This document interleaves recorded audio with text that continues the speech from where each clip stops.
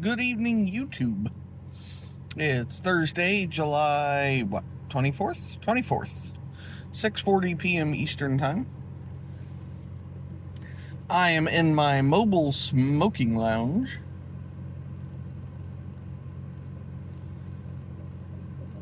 Smoking a bowl of Big and Burley. In my Phil Rivara birthday pipe that I have smoked once a day, every day since I got it. No, that's a lie. Friday,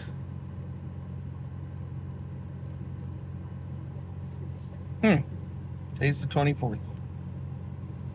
Yeah, Friday, July 4th, I smoked it twice. Saturday, July 5th, I didn't smoke it at all. It averages out that I've smoked it once a day every day since I got it. But it was technically twice on the 4th and none on the 5th.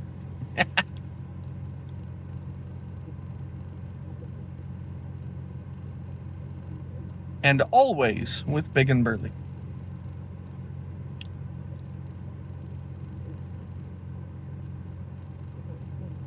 So, I don't really have a lot to talk about. But I hadn't made a video in a little bit, so I wanted to jump on and say hello. I hope everybody out there is doing fantastic.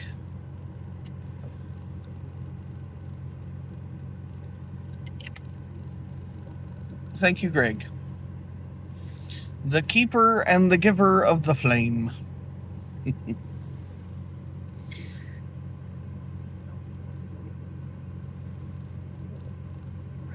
Haven't been watching a whole lot of videos. I've been watching some,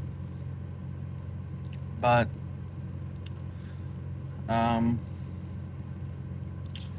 just been busy with stuff. Life. Darn life always getting in the way of my pipe time and my YouTube time.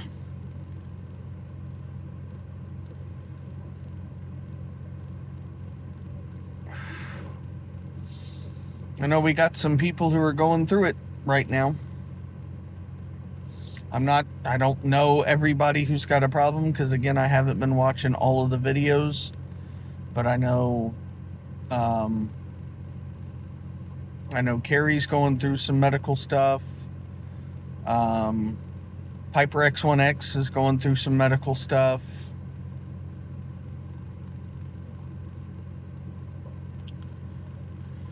I feel like I saw somebody else recently.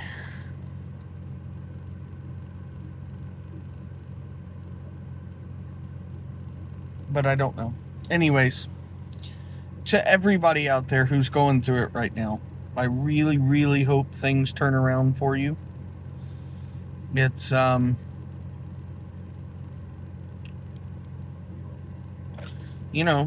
it's life. It's, I'm only 37, so I don't feel like I'm old yet. I don't feel like I'm old, but I feel old, if that makes sense.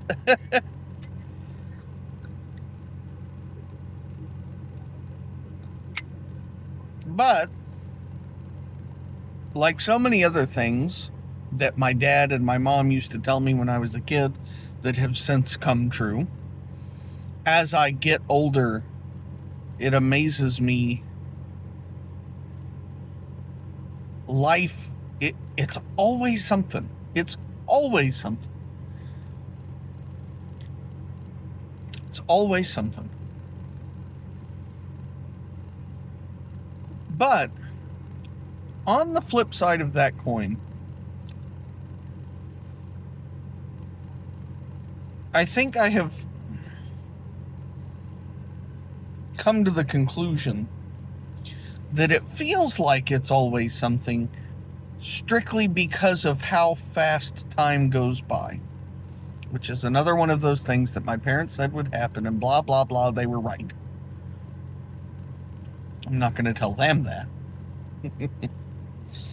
But I think that because time just goes by so fast, and just as a species, it seems that we are so hardwired to focus on or to dwell on or to remember more the hard things, the difficult things, that it seems like those times are more prominent. When in reality, I feel like that's not the case. I feel like we have, talking in terms of strict, like, number of minutes or number of seconds or however you want to break it down, I think we are more in a it's not so bad right now phase. And if we just rewired our brains to more strongly focus on what we do have and what is going right, I think that we would not feel like as much. And I'm saying we, but I'm talking about me, because I'm not going to speak for anybody else. But I feel like if I were to work on rewiring my brain more, would not feel like it's just always something. Because it's really not. It feels like that because that's what we focus on.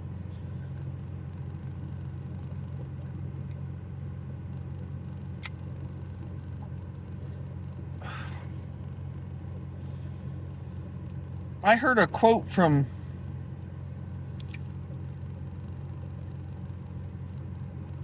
what's that great big tall motivational speaker guy? Tim Robbins or something like that?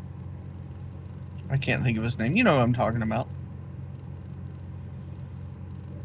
He played in Shallow Hal. That guy. By the way, thanks, Greg. It said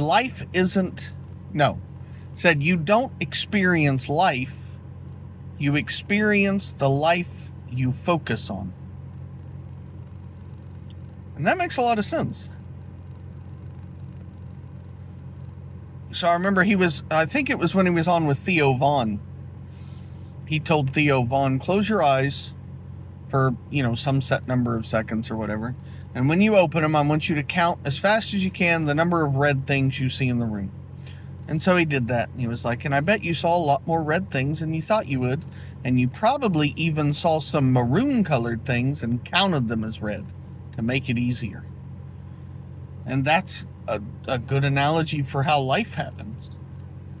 Whatever we're focused on,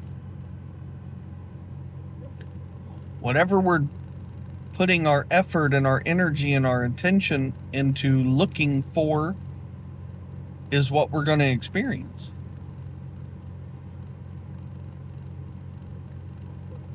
And I liked that. I thought that was kind of a neat perspective. I don't know what that noise was, but I didn't like that. Anyways, so yeah, I hope that because I get it, we go through. I got off on a really big tangent there, but I mean the point was, that's why I said I'm speaking for me, because I don't want it to come across that I'm saying, hey, you people who are going through it right now, just focus on the positive, because that's easy to say. That's not what I mean. I truly and sincerely hope that it starts turning around for everybody who's going through hard times right now, because it's difficult. Life is difficult.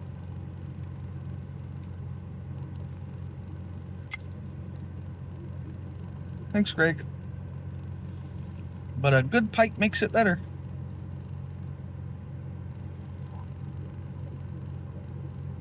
So I have started on a personal journey of sorts, mentally,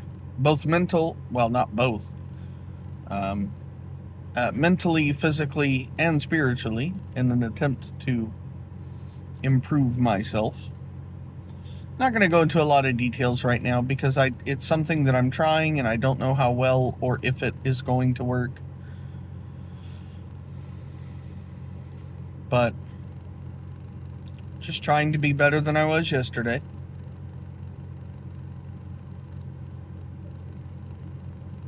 taking in some of that Smokin' Fred wisdom. Try and be a better person than you were yesterday. And shoot to be better tomorrow than you were today. Saw David I had never heard of a player piano. Didn't know what it was. So that's really cool. That was super neat. Central Cal Piper is who I'm talking about. If you don't know the channel, you should go watch. I don't think it's his latest video. It might be, though. I'm not sure. But the video title was What a Day, I believe. But he got a player piano. A piano that plays itself. Isn't that cool?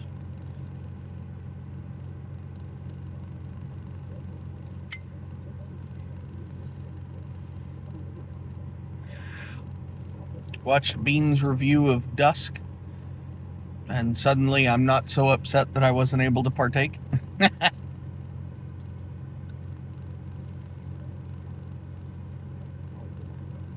I have found that for a lot of things, not everything, but for a lot of things, my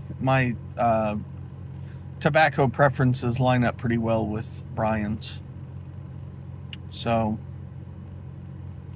usually if he's reviewed something and says it's really good and I try it, I find it really good too.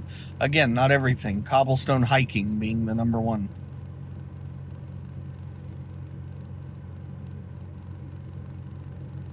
I don't know. That hiking was real popular. A lot of people really loved it, including Brian. I tried it. I tried it straight out of the tin. I tried it dried out. I tried it in the flake. I tried it rubbed out. I don't know. I just couldn't get anything out of it. I think that maybe I smoked too fast for it, because I know that I'm a fast smoker. I always have been. And so that's why I gravitate more towards the tobaccos that really have that kind of punch you in the face flavor, like Big and Burley and Bold Kentucky and Kentucky Plug and Bluegrass by Cornell and Deal and stuff like that. I think that's why I gravitate towards those, because the flavor is so strong that even if I smoke it quickly, which I'm bound to do, I still get a lot of good flavor out of it.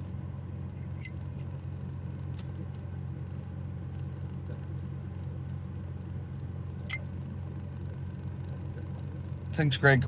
And as is obvious in my videos, I am a relighter, as Jason Dagner once said in his video, How I Smoke a Pipe. He called himself a relighter because he likes his tobacco a little warmer. He likes more smoke. And that's what I do. I light a lot.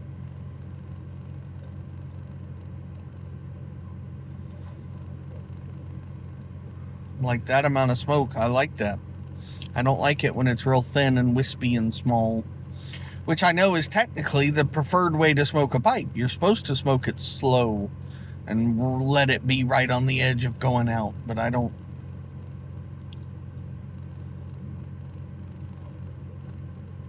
I think that's a habit I bring over because I was mainly a cigar person for so long that I just like all the extra. I like the smoke. So, anyways, it's enough about that. Here, stare at my pipe some. I'll never not show off this pipe. I freaking love this thing with the Great Smoky Mountains and the Corner Market and the Knoxville skyline. This pipe is gorgeous. If you don't have a Phil Rivara pipe, I cannot recommend it enough. I really can't.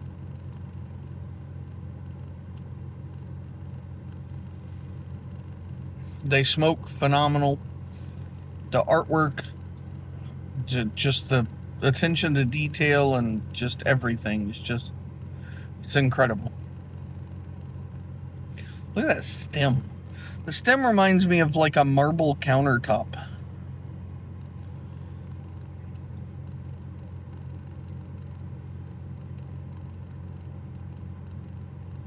Just a beautiful pipe. But anyways, I guess I'm done rambling. It's Thursday, so we're almost at Friday. I hope everybody has a great Friday and a great weekend. and that you enjoy some good tobacco and a good pipe.